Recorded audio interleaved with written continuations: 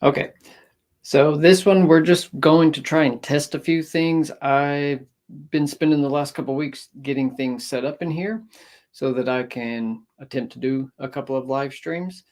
But I'm getting ready to head out to my range, and I wanted to seed a couple more projectiles for my test loads. Figured we'd go ahead and hop on live and make sure that my microphone and everything is working somewhat properly. So if you hop in, just let me know if you can hear me all right, or if I need to, tweak some settings. So what we're going to do is get my 6 Creedmoor, go ahead and finish seeding these. I've got a couple of my 108s ready to go.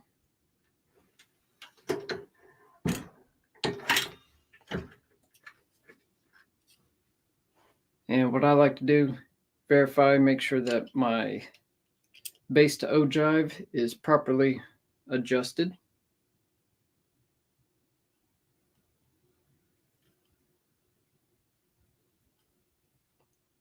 See, so that one's coming up a little bit longer than what I would like.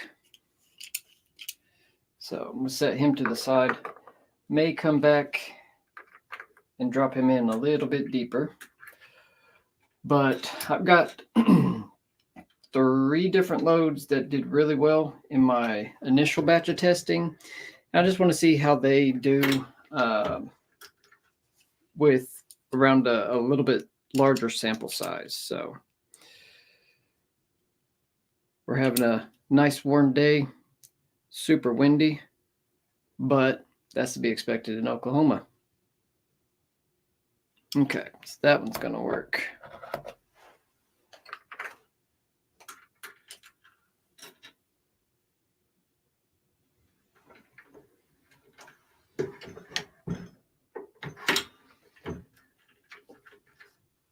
Now, if you want to get closer, let me know. I can throw in and move the camera a little bit closer to the press if you want to see how that all works.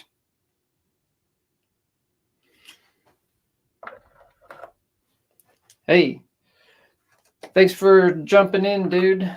I just saw you there. I've got my microphone, I'm hoping, set up close to right, but it's kind of far away from me. But I've got it set on like a wide field that it should pick up.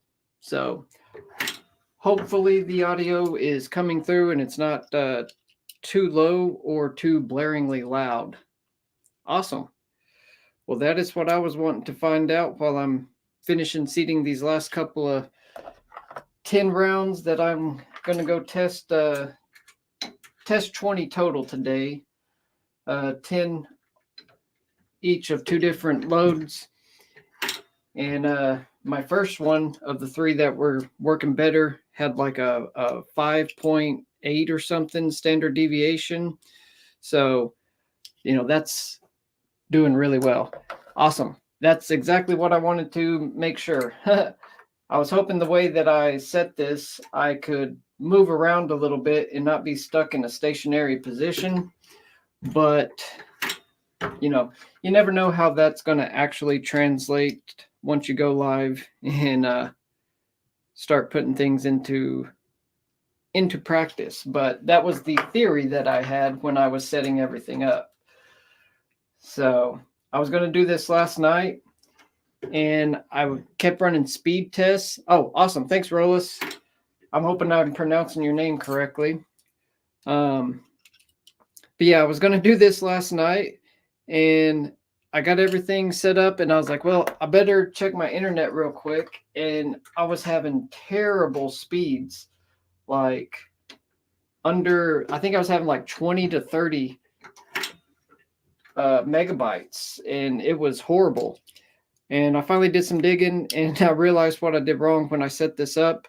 I set the internet up to be on Wi-Fi instead of on a actual my wired connection. So change that around, and I'm back in the 800s and 900s. So should be plenty good for streaming. That is the good trick. 3 Jeep.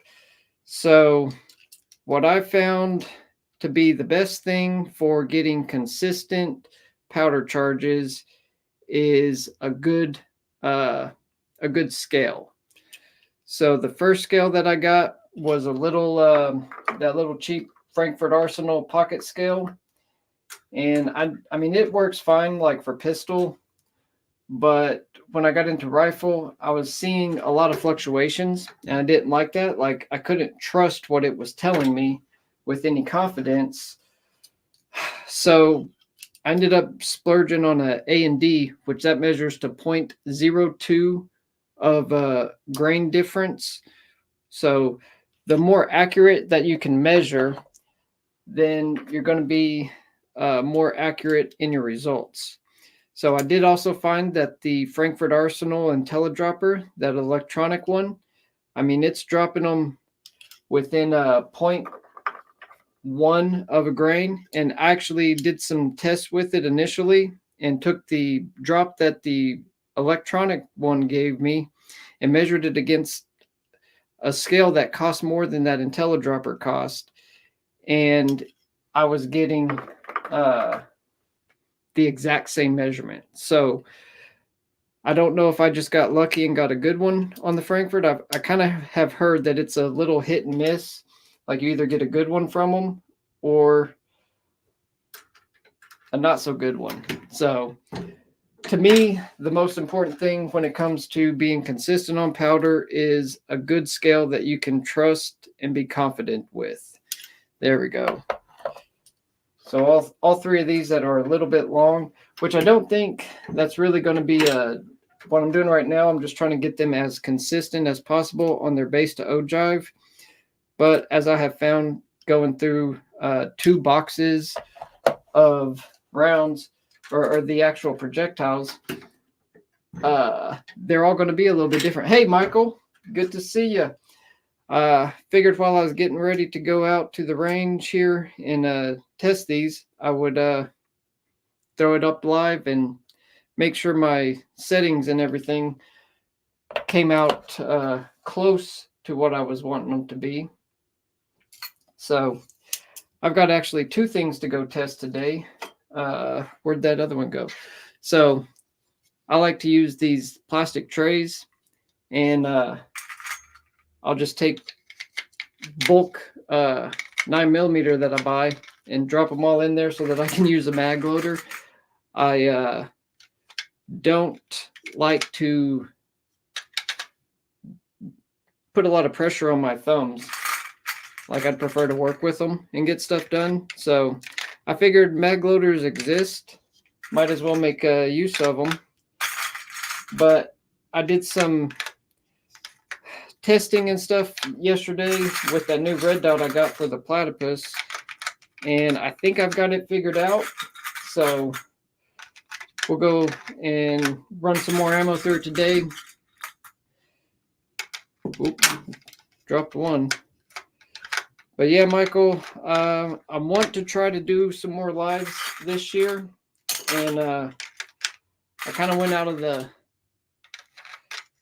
off the deep end, setting everything up here.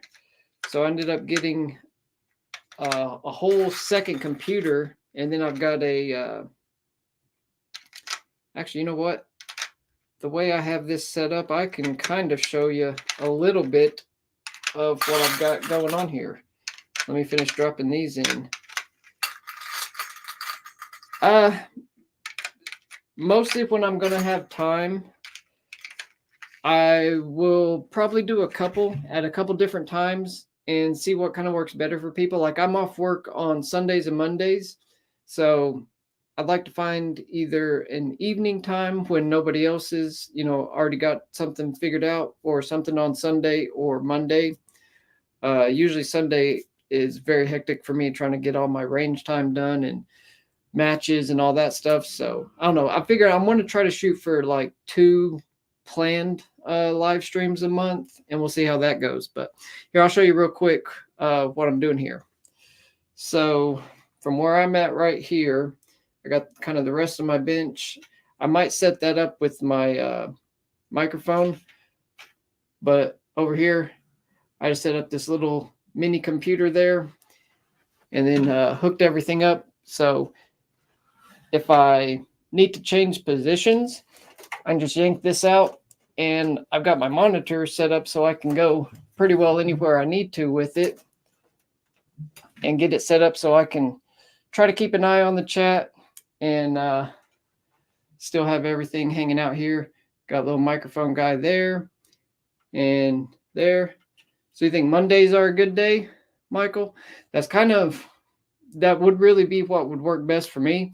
I just need to find out like a time. I used to go live when I did stock stuff, like 2 to 3. So that's a decent time in the afternoon. Like in the summer, it's too hot to go outside to my range then. So I like to wait till the last couple hours before dark to go out in the summer. And then in the morning, I've always got doctor's appointments or all of my weekly errands. I try to get everything that like a normal person would do done on Monday mornings and early afternoon. So I set it all up and run around all morning long and then get home and load up everything into my truck and run out to my range for Monday evening. So as y'all have probably figured out, I definitely stay moving around a lot. Hey, Mark's here. Woohoo! So yeah, that's kind of accurate, Michael, except for my whole house is like a hideout because I don't have kids or wife or anything. So I get to spend all of my time doing really whatever I want. See, I have thought about that. I really should. I need to get my dirt bike back up and running. The worst part about working in the motorcycle industry is it turns into something that feels like work, even when you're doing what you have fun doing. So it got to the point where every time I would go out to somebody's track for practice or anything, they would like call me the night before or the morning of and be like, hey man, I forgot this chain loop. Can you run by the shop and grab some? I'll give you cash when you get here. So I kind of turned into, a delivery person whenever I would try to go ride with people. And, that kind of takes some of the fun out of it. Plus, as I was getting older, like I can't do anything halfway. So when I get into something like this, if you cannot tell, I went real deep into the shooting sports here.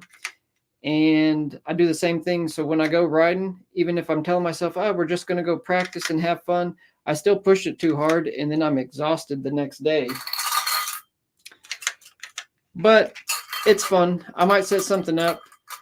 And I do have that one wheel. So I've got an idea for like to set up like a kind of 3-gun stage out at my range, going through some of the tree paths that I have cut. So I'm going to set up some targets there and then hop on the one wheel and like go through dodging trees and pistol shooting at the targets. I don't think I'll try it with the shotgun because that may knock me down. Hey, Doug made it. What's up? What's up? I don't know about that, Michael, but I'm having fun and I'm trying to learn everything I can. Like, I mean, I'm doing pistol stuff, rifle stuff, shotgun stuff. I need to get back into doing that as well. I want to learn how to do, shotgun trick shoots, throwing the clays up like the Gould brothers would do. So I don't know.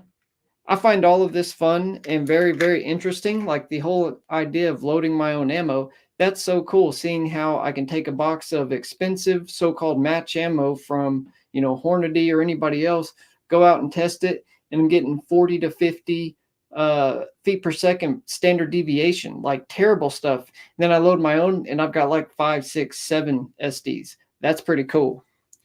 So I like knowing that I can do something better than a company that's all that they do. So, but yeah, 3G, the one wheel idea will be very cool. I finally got confident enough on it that I think I can run through it. Like I hit bumps and jumps and things, and I can get a little sketchy with it and not completely fall on my face and hurt myself. So I think now that it just hit, like that's the craziest part about being in Oklahoma. We will have super cold winters where it's just biting, painful cold. And then a week later, like right now it's in the 80s today, but it's like 15 to 20 mile an hour winds. Throughout the rest of the week, we'll have nights will be below freezing, like 28 to 30.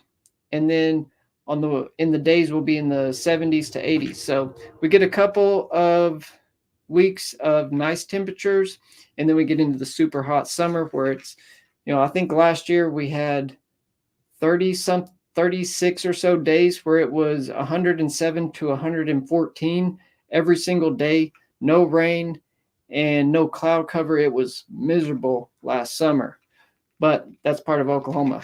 We also get to have a lot of freedom, and I can literally go do anything that I want out on my own property. I should add that. But yeah, Mark, that is exactly what I'm discovering. So I think one of the next things that I'll do on a live stream is going to be setting up my sizing die. Like I haven't done that yet. So I want to get that set up so that I can, squish down these ones that I'm testing. Because right now I've got a bunch of Lapua small rifle primer pocket brass that is brand new. So I'm still running through and fire forming all of that. Then I got to size it all down and make sure that my load works well after I've resized it, which it should. But I really want to do the next match with my own ammo. Problem is that match is in 2 weeks. So I forgot that this last one got delayed because of the snowstorm 2 weeks ago. So instead of having 4 weeks in between matches, we only have 3. So I've got today to do some more speed testing on the powder charge. I'll settle on one of those, and then I'm going to try to I need to get like 70 to 80 rounds loaded up. And I think once I do that, I'm going to give it a try. At least I know it's more consistent than what I'm using right now. So we'll see how it goes. But I'm pretty excited to try a match with my own ammo and see if I can still finish decently well.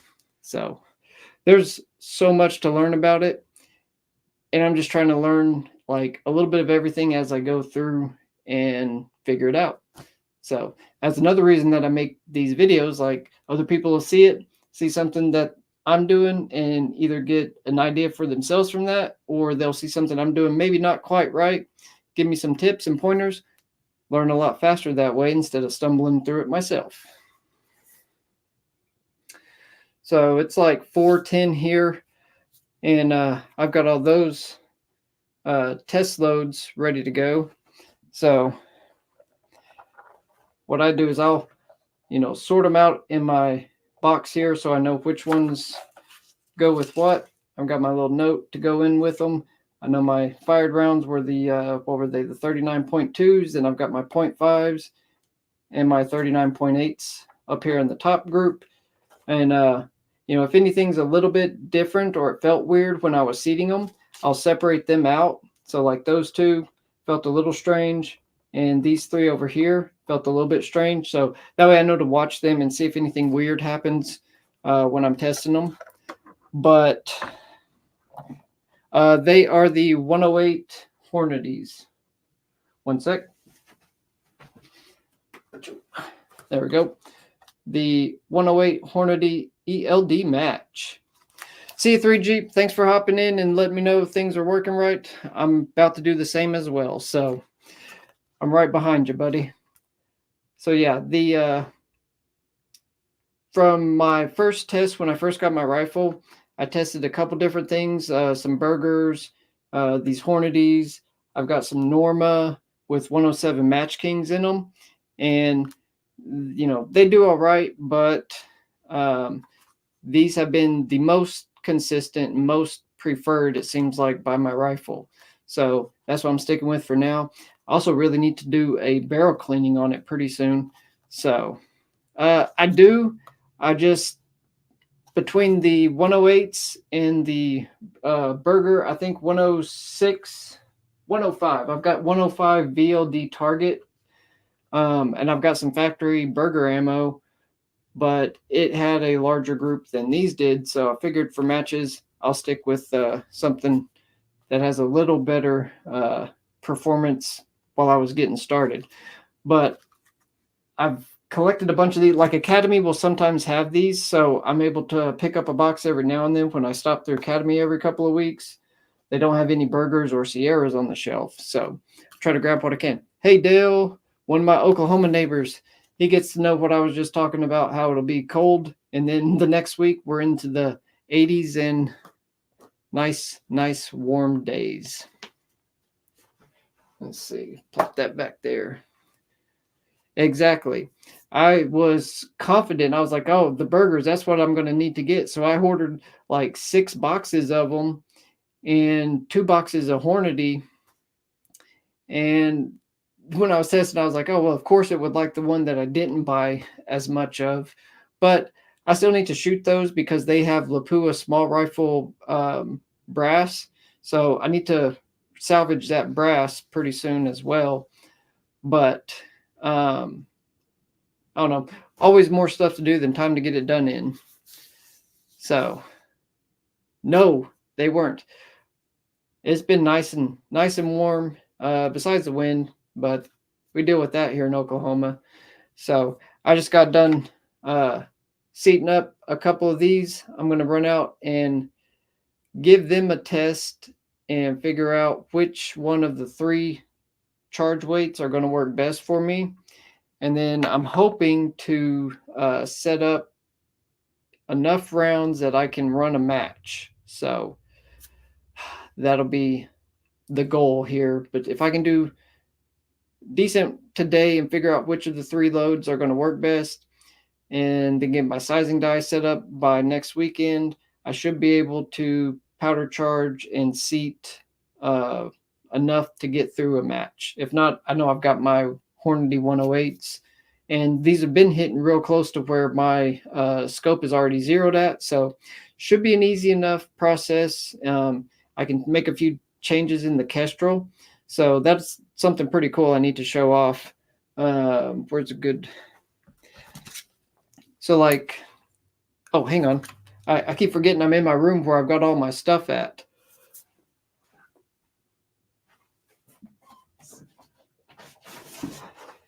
Okay, so those are actually a cheap Chinese thing off of Amazon. So it comes with this metal bracket back here, and they're like little snap-in guys. So I can take them off. There's a little bin back there. They hook on the bottom and the top lip. And I think I just found these on Amazon. They were super affordable. But boom, they pop back on. Pretty cool. You just bolt the bracket to the wall and snap them in. But what I was thinking is, like, if I zero for that dot, and that's with my match ammo that I'm using right now, and then say my stuff is hitting over here, I can measure that and put into my Kestrel how far, left or right and up or down my group is hitting. And then, you won't be zeroed at 100 with your scope, but when you go out the distance, it'll take that calculation and add it in. So when it gives you your scope adjustments, it's compensating for that offset. So technically, I don't even have to adjust my scope if my hand loads are going to be, if I don't get enough made to run the match, I might try to do a couple stages with my own and then some with the factory stuff. I don't know. Still kind of all up in the air. So, I don't know. I think I better hop off of here, though, so I can get out there before it gets too late and I lose all of the daylight.